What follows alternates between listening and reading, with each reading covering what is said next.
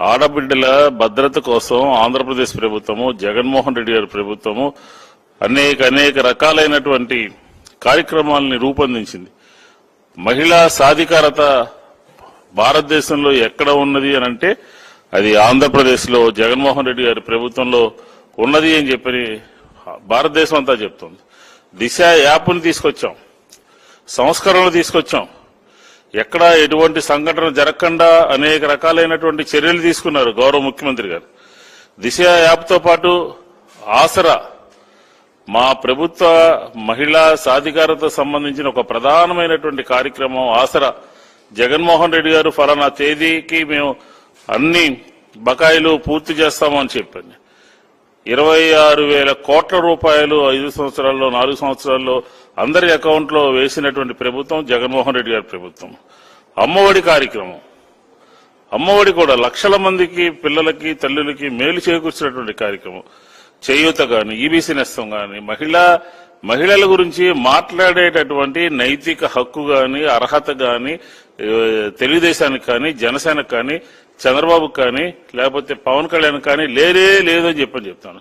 ఎందుకంటున్నామంటే ప్రతిదీ కూడా రెచ్చగొట్టడము, ప్రజాభిమానాన్ని తప్పుదోవ పట్టించడము చేస్తున్నటువంటి పరిస్థితి ఈరోజు మనం చూస్తా ఉన్నాం. ఏ స్థాయికి పడిపోయిందంటే వీళ్ళ నైతికత.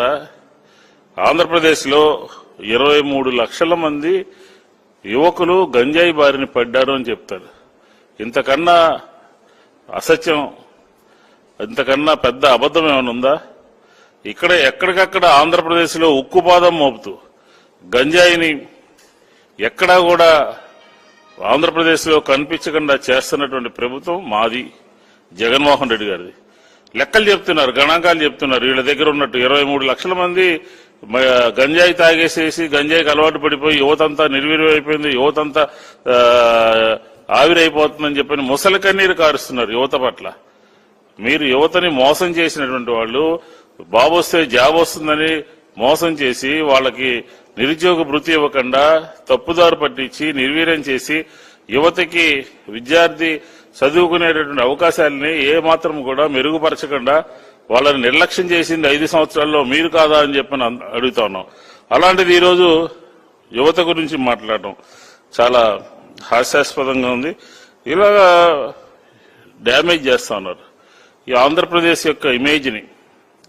అన్ని రాష్ట్రాలు కూడా ఆంధ్రప్రదేశ్ వైపు చూస్తూ ఉన్నాయి. పరిపాలన, సుపరిపాలన ఏ విధంగా జరుగుతూ ఉంది, లేకపోతే సచివాలయ వ్యవస్థ ఎలా ఉంది, వాలంటీర్ వ్యవస్థ ఎలా ఉంది, మేము తీసుకొచ్చినటువంటి సంక్షేమ కార్యక్రమాలు ఏ విధంగా ఆంధ్రప్రదేశ్లో అమలు జరుగుతుంది, అమలు చేస్తున్నారు అని ఆంధ్రప్రదేశ్ వైపు అన్ని రాష్ట్రాలు, భారతదేశంలో ఉన్నటువంటి అన్ని రాష్ట్రాలు ఆంధ్రప్రదేశ్ వైపు చూస్తూ ఉంటే దీనికి సంబంధించినటువంటి వీళ్ళిద్దరూ కూడా ఆ ఇమేజ్ ని డ్యామేజ్ చేసేటటువంటి పరిస్థితి ఉంది. చంద్రబాబు నాయుడు గారు కూడా నిన్న గుంటూరులోనే ఎక్కడో మాట్లాడుతూ, ప్రజలను ఉద్దేశించి మాట్లాడుతూ, ప్రజల్ని కించపరిచే విధంగా మీకు రోషం ఉందా అని, లేకపోతే మీకు కోపం ఉందా అని, అలాగే వాళ్ళు ఇచ్చేటటువంటి డబ్బులు తీసుకుని వాళ్ళకి ఓట్లేస్తారా అని చెప్పని మీకు సిగ్గుందా అని చెప్పని ఇట్లాగా ఎంతటి దిగజారిపోయి మాట్లాడుతున్నారంటే మీరు బయటికి వస్తారా రారా, నన్ను సమర్థిస్తారా లేదా అని అడుగుతున్నారు. అంటే ప్రజలు నీ పట్ల సుముఖంగా లేరు, విముఖంగా ఉన్నారు అని చెప్పి ఆయనకు అర్థమైపోయింది. ఆయనకు అర్థమైపోయి ఓటమి గ్రహించి ఇలా ఇప్పుడే కాదు, కార్పొరేషన్ నగరపాలక సంస్థ ఎన్నికల్లో కూడా ఇక్కడే అమరావతి ఉంది, అమరావతిని వైఎస్ఆర్ కాంగ్రెస్ పార్టీ తీసేసింది, మీకు సిగ్గుందా, మీకు లజ్జ ఉందా, మీకు ఇదుందా అదుందా, మీరు ఓటేరా, మాకు ఓటేరా అంటే గుంటూరు నగరపాలక సంస్థ కానీ విజయవాడ నగరపాలక సంస్థ కానీ రెండు కూడా వైఎస్ఆర్ కాంగ్రెస్ పార్టీకి బ్రహ్మాండమైనటువంటి మెజార్టీతో ప్రజలందరూ కూడా గెలిపించారు. అయినా కానీ బుద్ధి రాకుండా మళ్ళీ గుంటూరు వచ్చి అమరావతి పక్కన ఉంది, అమరావతి చూసి మీరు ఓటేరా అని చెప్పని రకరకాలుగా మాట్లాడుతున్నటువంటి పరిస్థితి ఉంది. బయటకు వస్తారా రారా అని చెప్పని.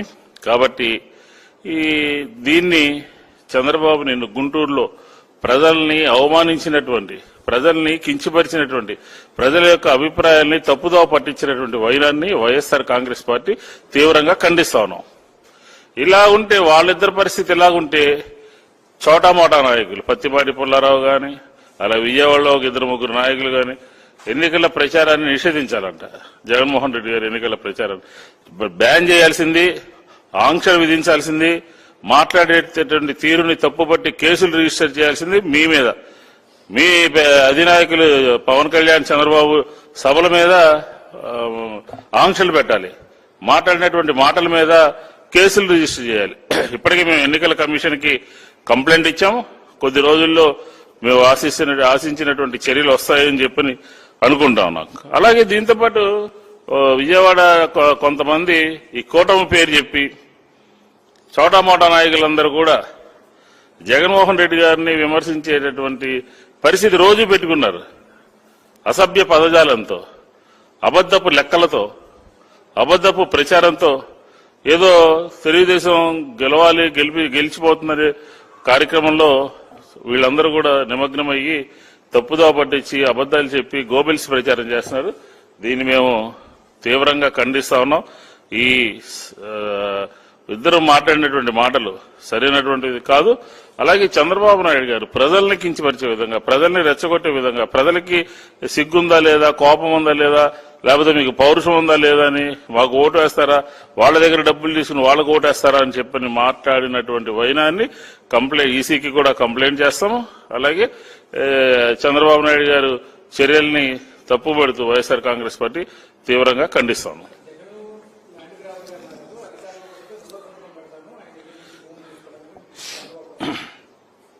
చంద్రబాబు ఆంధ్రప్రదేశ్ ప్రజలకి చెప్పాల్సినటువంటి, క్లారిటీ ఇవ్వాల్సినటువంటి అంశాలు చాలా ఉన్నాయి. చెత్త పన్ను కేంద్ర ప్రభుత్వము వాళ్ల హయాంలో తీసుకొస్తే నేనొస్తే రద్దు చేస్తానని అంటాడు. ఆయన ముఖ్యమంత్రిగా ఉండగానే తీసుకొచ్చినటువంటి అంశము 4% రిజర్వేషను భారతీయ జనతా పార్టీ మేము తీసేస్తాము, ఎత్తేస్తాము, ఉంచనీయము అని చెప్తే దాని గురించి మాట్లాడకుండా, దాని గురించి వివరణ ఇవ్వకుండా మాట్లాడాల్సిన అంశం అది రెండో అంశం. మూడో అంశము ఇప్పుడు మీరు అడిగినట్టు అది కేంద్ర ప్రభుత్వం తీసుకొచ్చినటువంటి చట్టము, ఇనిషియేట్ చేసింది.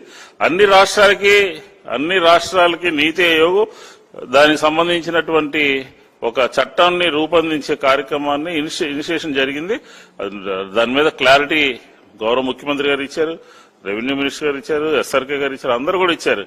నువ్వు అడగాల్సింది కేంద్ర ప్రభుత్వాన్ని, ఆంధ్రప్రదేశ్ లో ఆ చట్టము అమల్లో లేదు, అమల్లో లేనటువంటి చట్టాన్ని ఎన్నికల మేనిఫెస్టోలో నిస్సిగ్గుగా మేము రద్దు చేస్తాము అధికారంలోకి వస్తే అని చెప్పని ఏ విధంగా మాట్లాడతారండి?